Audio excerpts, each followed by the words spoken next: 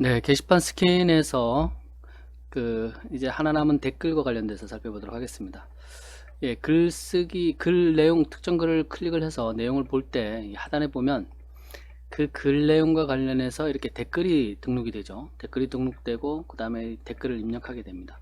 요 부분, 요 댓글 목록과 댓글을 입력하는 요 부분과 관련된 화면 디자인과 그 다음에 그 레이아웃, 이것을 관여되는 파일이 이 게시판 스킨에 보면 view 언더바 커멘트 점 스킨 점 php, 예, 요 파일입니다.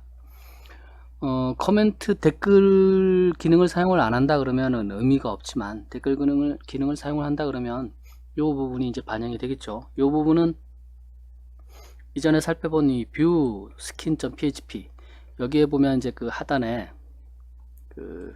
여기 보면 view 언더바 커멘트 php, 예, 여기 인클루드 시킨 것을 볼 수가 있죠. 코멘트를 반영하기 위해서 이 글 보기 화면 하단에 있는 댓글 목록과 댓글 쓰기, 예, 요 지금 이게 BBS 폴더 아래에 있는 건데, 이 파일이 그런 기능을 하지만 이 사용자가 보는 화면 디자인 레이아웃과 관련돼서는 이 게시판 스캔에 있는 view 언더바 커멘트 점 스킨 점 php 요 파일이 관장을 하게 됩니다.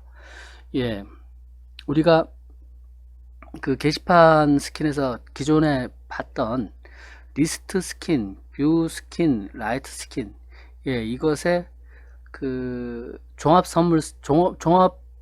세트라고 보시면 돼요. 그러니까 뷰 언더바 커멘트 점 스킨 점 php가 어떻게 보면 가장 복잡합니다. 그리고 가장 길죠. 왜냐면 댓글 목록도 보여줘야 되고, 그 다음에 댓글 쓰기 화면도 보여줘야 되고, 이 댓글 내용도 보여줘야 되고, 그렇기 때문에 가장 길다라고 보시면 돼요. 가장 길고 복잡하다라고 보시면 됩니다. 예, 이 댓글 목록을 볼 때와 안 볼 때 이렇게 나오고, 그 다음에 또 이제 이 해당 댓글에 대해서 또 답변도 달게 되고, 댓글에 댓글을 다는 거죠. 댓글에 댓글을 달 수도 있고, 그 다음에 수정할 수도 있고, 자기가 쓴 댓글에 대해서 삭제도 할 수가 있고, 이러한 기능을 다 이 view 언더바 커멘트 점 스킨 점 php에서 이 레이아웃을, 예, 보여주게 됩니다. 그러다 보니까 가장 내용이 길 수밖에 없고요. 이전에 리스트 스킨이라든가 뷰 스킨이라든가 라이트 스킨, 이것을 종합한 기능이 다 들어갈 수밖에 없습니다. 네, 그렇게 보시면 되고요. 그 다음에 이것 역시 단독으로 사용하는 것이 아니라 좀 전에 봤던 BBS 폴더 밑에 뷰 언더바 커멘트 php, 거기서 불러오고 뷰 언더바 커멘트, 그것도 마찬가지로 단독으로 쓰지는 않고 이 뷰, 예, 글보기 내용에서 보이는 거니까 그렇게 보시면 됩니다. 이미 리스트나 라이트 부분에서 살펴본 그 내용을 다시 여기에서 이제 종합해서 나열하는 것이기 때문에, 예, 한번 전체적으로 살펴보도록 하겠습니다. 마찬가지 댓글도 글자 수 제한을 설정이 되어 있고요. 게시판 설정에서. 그래서 그걸 확인을 해서 여기서 댓글을 쓸 때 제한을 걸 수가 있겠죠. 그 다음에 여기서부터 이제 쭉 나오는 부분은 여기까지 댓글 목록과 관련된 부분입니다. 댓글 목록과 관련된 부분이니까 내용은 길지만 크게 여기 보면 댓글 목록 보여주는 부분하고 댓글 쓰는 부분 보여주는 부분하고 이 두 개로 나눠줄 수가 있겠죠. 그 다음에 댓글 목록 쓰여지는 부분이 왜 이렇게 기냐, 여기 보면 댓글 목록을 나열도 하지만 그거에 따라서 답변, 수정, 삭제, 이 기능까지, 버튼까지 반영을 해줘야 되겠죠. 그래서 굉장히 길어졌습니다. 여기 보시면 되고요.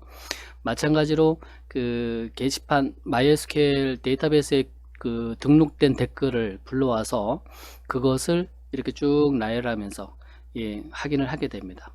누가 댓글을 달았는지, IP, 작성일, 뭐 이렇게, 그리고 그 당사자이거나 아니면 이 권한이 있는 사람인 경우에는 이런 수정이나 삭제 버튼이 나오겠죠. 그리고 다른 사람일 경우에는 이 댓글을 보고 답변을, 또 댓글에 댓글을 달 수 있도록 처리를 할 수가 있습니다. 그렇게 보시면 되고요. 그 다음에 마찬가지 댓글도 여기 보면 소셜, 페이스북이나 트위터나 구글 플러스나 이런데 공유를 할 수가 있어요. 그래서 그렇게 댓글을 공유를 할 경우에 그게 설정되어 있으면 여기에 그 노출이 되어서 댓글 자체도 그 SNS에 공유할 수 있는 기능이 있다라고 보시면 되고요.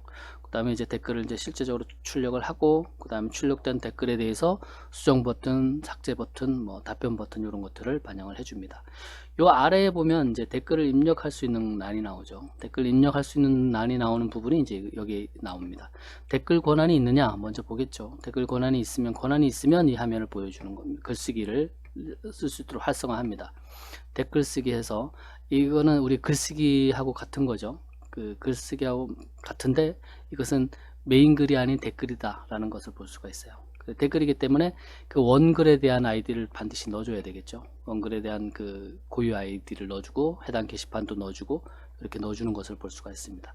댓글도 마찬가지로 그 처음 댓글인지 댓글의 댓글인지 이 W에 대해서 결정을 해주게 됩니다. 예.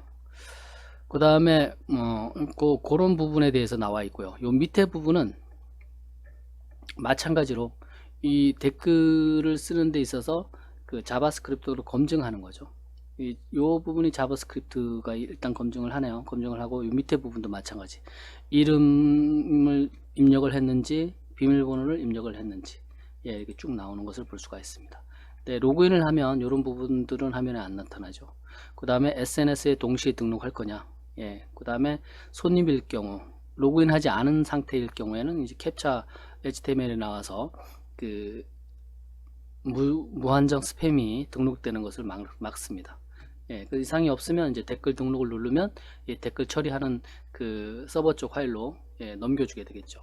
그 다음에 이제 여기서부터는 이제 자바스크립트 부분입니다. 자, 검증을 하는 겁니다. 브라우저 단에서 이상이 없는지, 뭐 금지 단어가 있는지, 아니면 뭐 글자 수 제한에 걸리는지, 뭐 이런 것들, 그 다음에 쭉 나오는 것을 볼 수가 있습니다. 예. 자바스크립트의 코드가 의미하는 것들은 여기에 지금 구체적으로 이 경고창 뜨는 부분들이 나오기 때문에 살펴보면 되고, 그 다음에 이렇게 그 코멘트를 달아놨기 때문에 살펴보면 됩니다. 나중에 이제 자바스크립트와 관련해서는 자바스크립트 강좌가 몇 년 전에 올려놓은 게 있는데 유튜브에 그거 살펴보시고 공부하시면 될 것 같고요.